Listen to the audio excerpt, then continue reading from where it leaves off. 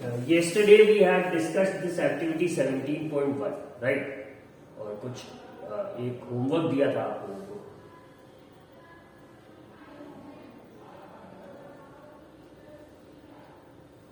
कुछ कहा था होमवर्क के लिए? Yes, sir. अंकित क्या? So he has given like to find out about there are three decimal, kher and kachnar. So we have to study about means which type of trees these are. ठीक है, ये देखा था सबने. Yes, sir. चलो good. अब आगे बढ़ना है. सो पहले कल का एक थोड़ा सा समरी हो गया. Who will give me the summary of whatever we have studied till now?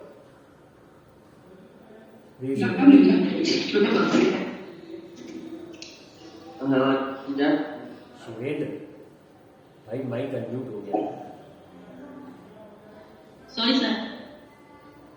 तो ये बताओ कुछ पंजीरी उंजीरी मिलेगी कि नहीं?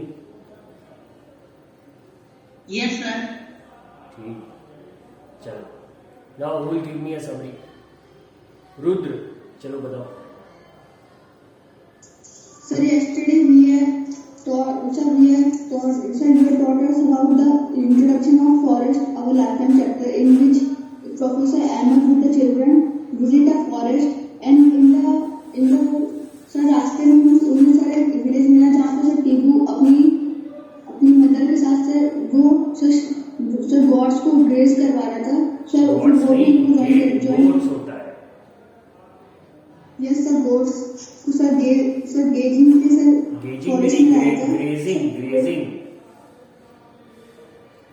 फिर सर वो भी उनको ज्वाइन कर लिया और फिर वो सब लोग सर फिर रास्ते में उन्होंने डिस्कस करा. फिर वो लोग सर एक हिल टॉप पे गए. फिर वहाँ पे उन्होंने सर देखा कि उनको फिर सर लैंड भी दिख रहा था और पूरा फॉरेस्ट बिल्कुल ग्रीन तो नहीं था लेकिन सर वो सर लाइटिंग ग्रीन था. फिर उसके बाद वो लोग आए तो उन्होंने देखा कि डिस्टर्बेंस हो रही थी फॉरेस्ट में. फिर सर टीबू ने उनको सम ट्रीज के बारे में बताया जैसे शीशम, सीमल, teak, Kharnar, take, बांजर.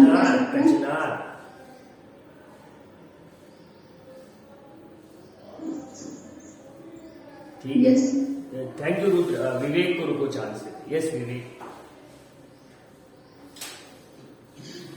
Sir, I have studied about the forest.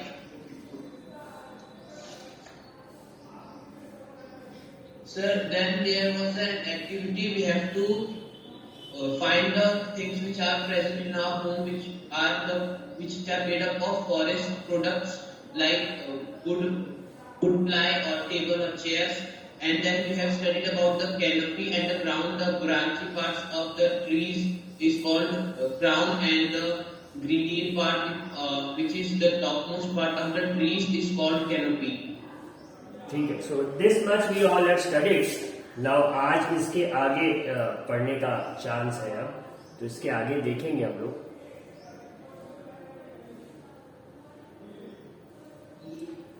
So I guess we have to start from here now, right? Would we see similar kind of trees in every forest? Asked Bujo. So Professor Ahmed said no. Due to different climatic conditions, there are variations in the types of trees and other plants. The types of animals also differ from forest to forest. इसका best example था the chapter weather climate and adaptation. That chapter clearly had different animals from different habitats. Like polar bear का अलग body structure था और उसका adaptation different था. वहीं पे मंकी का अलग था. टूकन जो बर्ड थी उसका अलग अडेप्टेशन था. तो ये आंसर भी इसका काफी हद तक उसी बात से रिलेटेड है कि due to different climatic conditions the types of trees and the animals residing in the forest are different. ठीक है. A few children were busy watching beautiful butterflies fluttering here and there. FLUTTERING. इसको fluttering पढ़ेंगे. Fluttering here and there on the flowers of shrubs and herbs. ठीक है. They had a close look at the bushes. तो ये इस तरह से जो झाड़ियां थी, इनके जो जंगली पौधे और उनके जो जंगली फूल थे उसमें बटरफ्लाईज बैठ रही थी.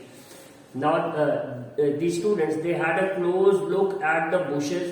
While doing that, their hair and clothes had seeds and thorns clinging to them.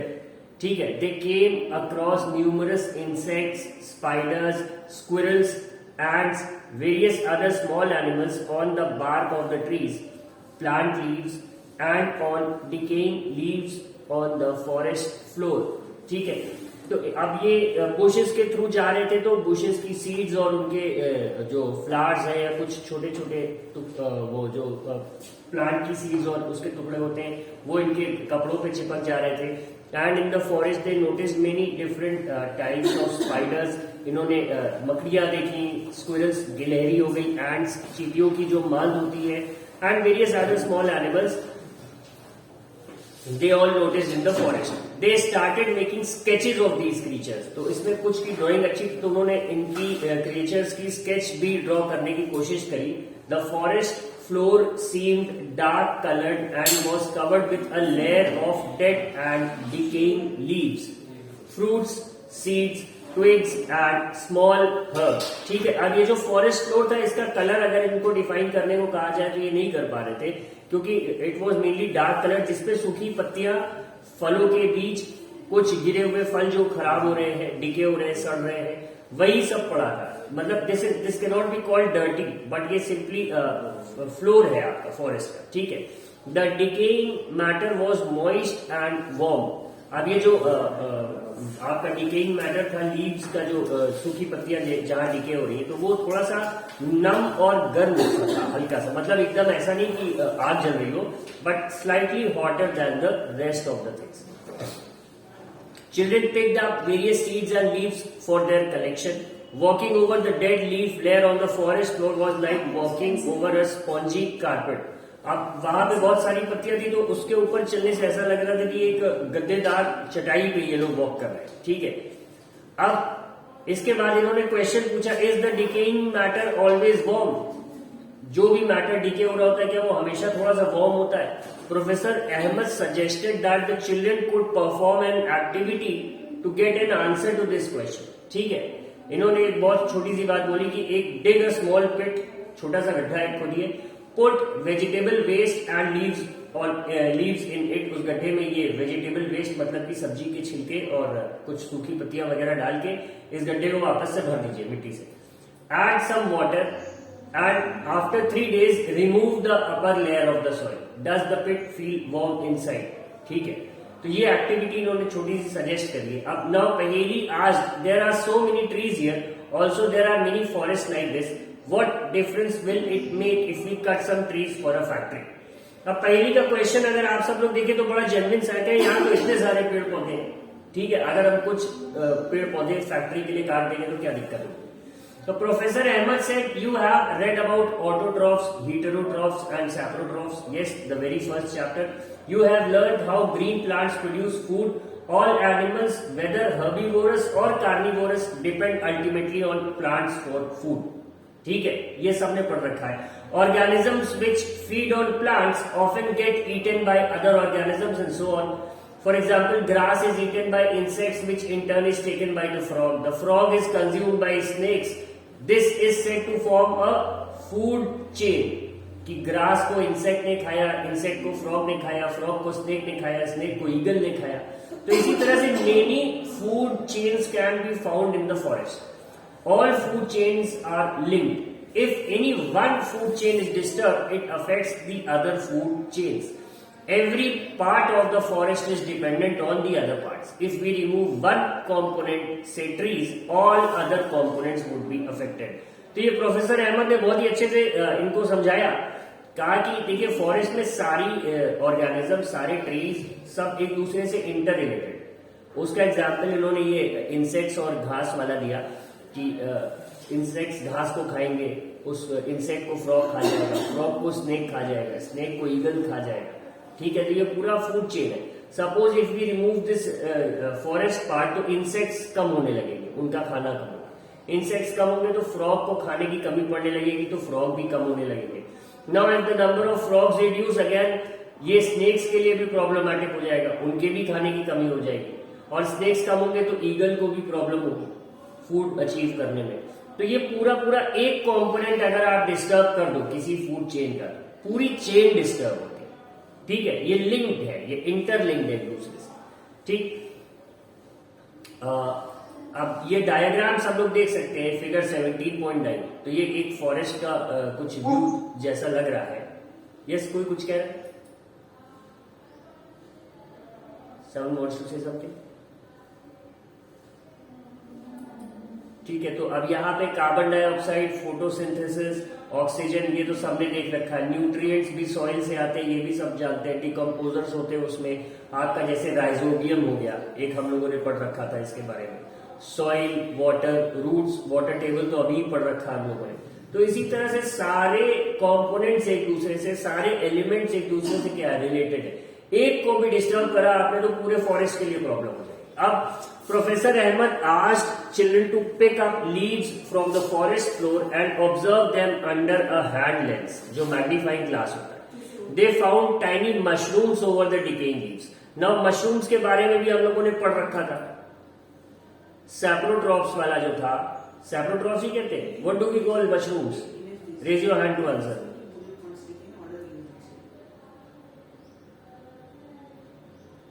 They derive nutrition from dead and decaying matter. Ankit Swain. Sir, that is called saprotrophs. पक्का? तो पैरासाइट्स को क्या कहते हैं? Yes, sir. Sir, parasites are rope-like structure which take the nutrition of other trees and plants. क्या है? ये नहीं जानता। यशमित। Sir, first you tell. हाँ।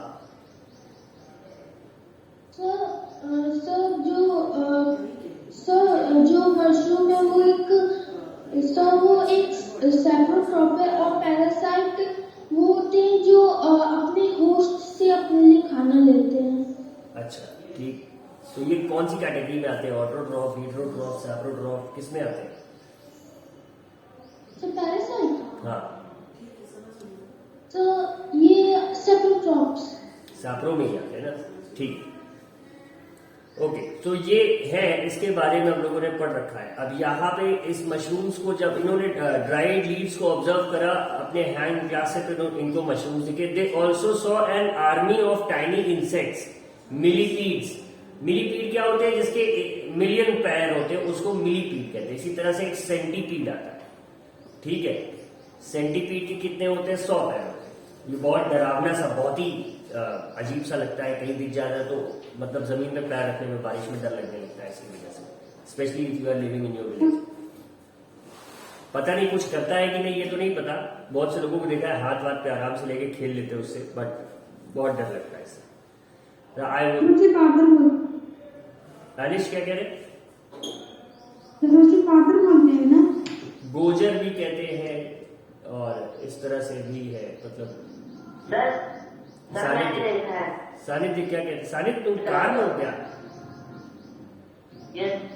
चलती कार में क्लास कर रहे हो? इतनी सिंसियरिटी पढ़ाई को लेकर? वाह वाह, भारत रत्न। वो वापस मिले। ये तो भारत रत्न अवार्ड विनर होना चाहिए। कुछ सीखो तुम लोग। चलती गाड़ी में क्लास कर रहा है, काम भले नहीं करेगा, बाकी कोई काम नहीं होगा, लेकिन क्लास जरूर कर रहा है, क्योंकि गाड़ी में सब लोग घर वाले होंगे, उनको दिखा रहा है देखो मैं कितना पढ़ता हूँ। ये सब ट्रिक सीखो तुम लोग। नहीं सर वो विलेज वापस जा रहे हैं स्कूल। तो कैसे जा रहे हो? पापा या मम्मी कोई बगल में होगा ना? सर बड़े भैया और बस 2 ही लोग? मम्मी और एक छोटी बहन सो रही। हाँ, ये बोलो ना, सबको लग रहा होगा ऐसा होगा कितना चलती है, एकदम चलती गाड़ी में क्लास कर रहा है। मेरा लाल मेरा हीरा है।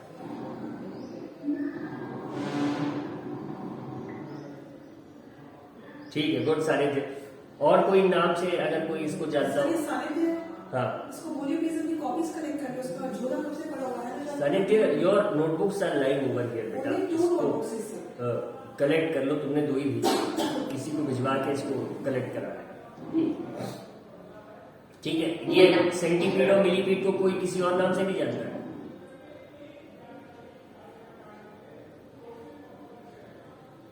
Raise your hand to answer.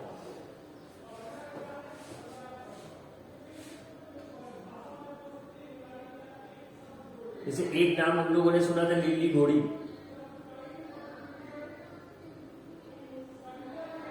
ये कोई जानता है? त्रैविक सोमवंशी का हैंड रेज हुआ।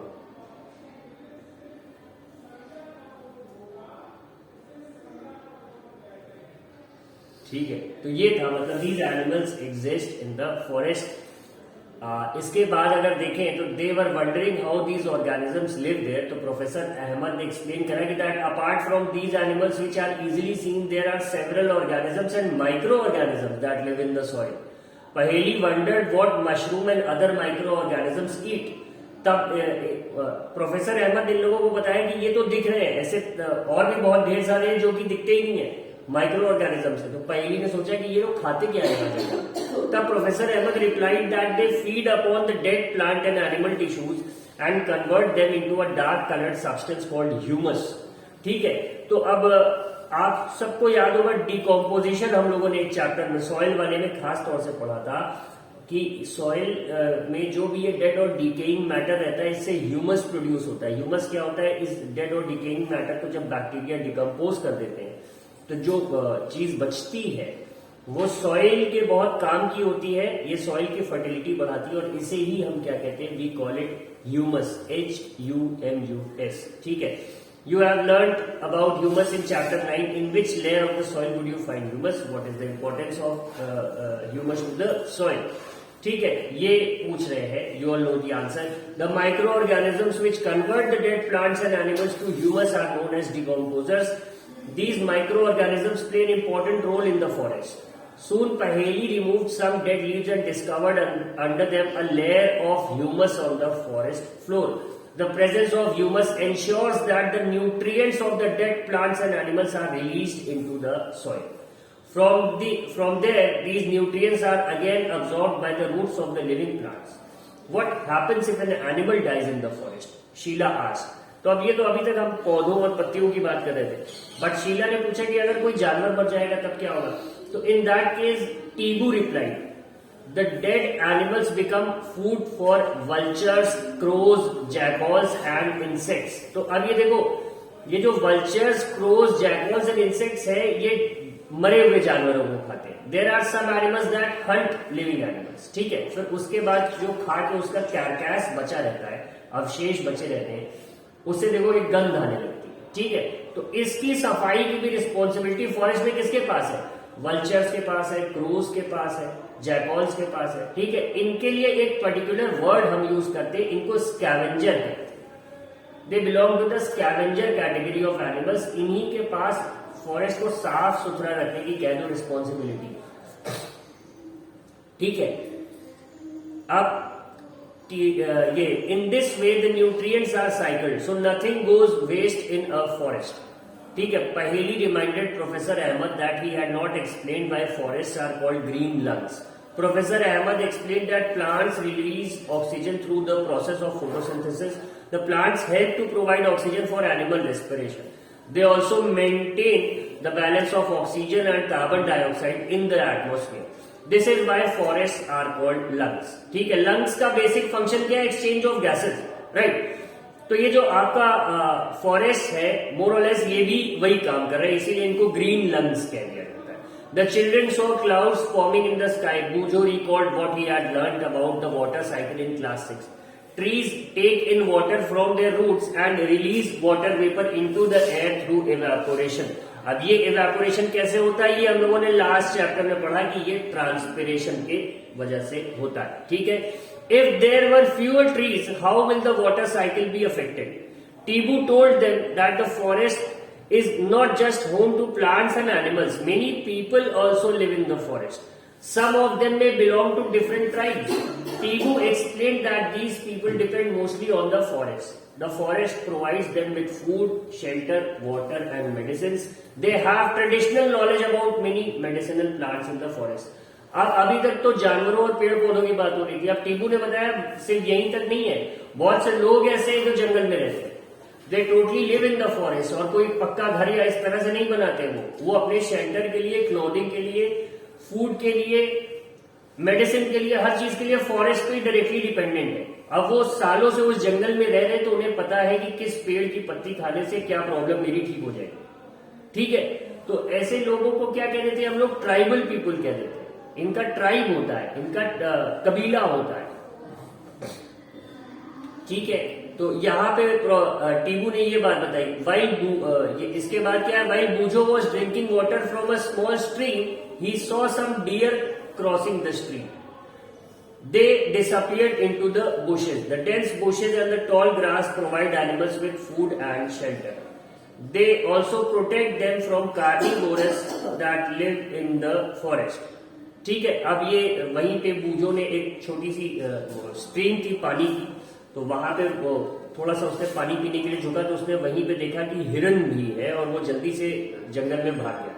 तो ये जो लंबी घास और डेंस बुशेस होती है, झाड़ियां होती है, ये इन घास खाने वाले एनिमल्स को फूड भी देती है और इन्हें शेल्टर भी दे देती है कार्निवोरस एनिमल्स से। ये लोग तो उस झाड़ियों में घुस के निकल जाएंगे, बट जो मांस खाने वाले वो जनरली ओपन ग्राउंड पे ही दौड़ते हैं, झाड़ियों में नहीं जा पाते, तो इससे इनको थोड़ा सा प्रोटेक्शन भी मिल जाता है, ठीक है। Tibu then started looking closely at the forest floor, soon he called and showed the children droppings of some animals and explained the difference between various type of droppings. अब droppings तो सबको पता है, स्टूल है, excreted और digested food material है animals का। तो इसने सबको बुला के दिखाया कि देखो सब एनिमल्स के ड्रॉपिंग्स में कैसे डिफरेंस है और क्या क्या बातें। Professor Ahmed informed them that the forest officers could recognize the presence of some animals in the forest by their droppings and footprints. ठीक है। अब सारे एनिमल्स आप जंगल में जिस समय जाओ उसी समय दिख जाए, ऐसा पॉसिबल नहीं होता।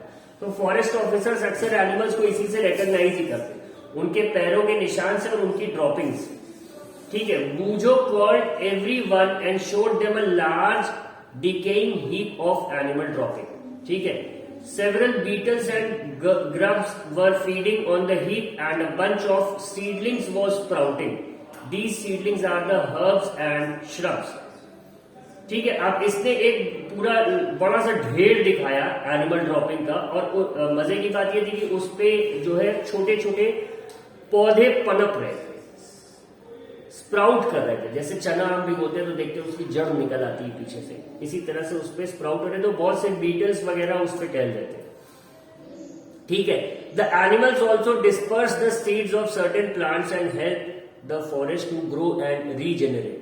The decaying animal dung also provides nutrients to the seedlings to grow, said Professor Ahmed. जैसे हमने कल बताया था कि nobody can plant a banyan tree, उसको आप अलग से कल्टीवेट नहीं कर सकते। जब कौवा उसके फल को खाएगा और वो उसकी ड्रॉपिंग से जमीन पे गिरेगा, तभी वो ट्री अपने से ग्रो हो जाता है, ठीक है। तो अक्सर आप जो देखते हो कि दीवार के कोनों में या कहीं पे छोटा सा वो निकल आ रहा है, उसका रीजन यही होता है कि वहां जो पक्षी बैठते हैं उनकी ड्रॉपिंग से गलती से अगर सीड वहां पहुंच गई तो धूल मिट्टी और उस ड्रॉपिंग से ही उसको न्यूट्रिशन मिल जाता है और वो पेड़ वहां पनपने लगता है, ठीक है। तो यही ये बताना चाह रहे हैं कि अब अलग अलग एनिमल्स ने अगर कोई अलग फ्रूट खाया, तो जब फ्रूट का जो आपका ये जो उसका हम लोग जिसको वो कहते हैं पल्प है, पल्प तो उसका एनिमल डाइजेस्ट कर लेगा, बट सीड नहीं डाइजेस्ट होगा, तो वो सीड उसकी ड्रॉपिंग में बाहर आ जाएगा। अब ये ड्रॉपिंग जहां भी गिरेगी वहां पे उसका ये जो ड्रॉपिंग है ये उसके लिए सॉर्ट ऑफ अ फर्टिलाइजर का काम करेगा, और नीचे सॉइल है ही है, तो अक्सर उससे क्या होता है पौधे या पेड़ उग जाते हैं, ठीक है। यही ये यहाँ पे एक्सप्लेन करने की कोशिश कर रहे, they are trying to explain this to us. After listening to this, Boujo noted in his notebook, by harboring greater variety of plants, the forest provides greater opportunities for food and habitat for the herbivores. Larger number of herbivores means increased availability of food for a variety of carnivores. The wide variety of animals helps the forest to regenerate and grow. Decomposers help in maintaining the supply of nutrients to the growing plants in the forest. Therefore, the forest is a dynamic living entity full of life and vitality, ठीक है। तो अब बूझो ने finally conclude करा कि यहां पे देखो हर एक चीज दूसरे को सपोर्ट कर रही है, ठीक है, कॉम्प्लीमेंट कर रही है। कि जैसे सुभाष चंद्र बोस ने कहा तुम मुझे खून दो मैं तुम्हें आजादी दूंगा, तो सॉर्ट ऑफ यहाँ पे यही चल रहा है। ठीक है, एक का वेस्ट प्रोडक्ट दूसरा जो है यूज कर रहा है, और ऐसे यूज कर रहा है कि वो फॉरेस्ट को ही बेनिफिट कर रहा है। Ultimately it's benefiting the whole forest. तो ये फॉरेस्ट अपने आप में चलता फिरता एक पूरा पूरा लाइफ फॉर्म। इसको अलग से आपको ना पानी देने की जरूरत है, ना खाद डालने की जरूरत है, ना कुछ भी करने की जरूरत है। वो अपने आप सेल्फ सस्टेन करता रहेगा if you leave it undisturb. ठीक है, तो इसीलिए क्या नाम दिया गया, the forest is a dynamic living entity. अब now it was about afternoon and the children wanted to go back. Tibu suggested another road for going back. ये टीबू ने कहा एक दूसरे रास्ते से चलते हैं। While they were going back it started raining, however surprisingly they saw that the rain drops were not hitting the forest floor directly. The uppermost layer of the forest canopy intercepted the flow of raindrops, and most of the water was coming down through the branches and the stems of the trees. ठीक है, from the leaves it was dripping slowly over the branches of the shrubs and herbs. They found that the ground was